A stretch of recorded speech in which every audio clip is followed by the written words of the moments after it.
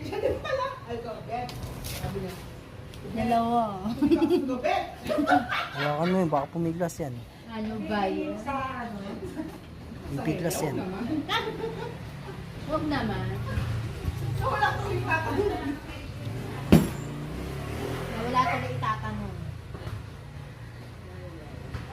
Kaman talaga bigay ko. Wow, talaga sa taas.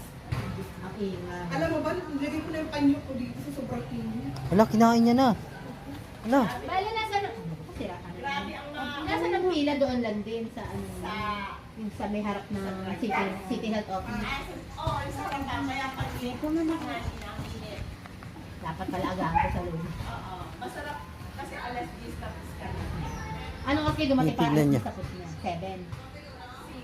6. Dapat pala mga 6. Haba-haba na.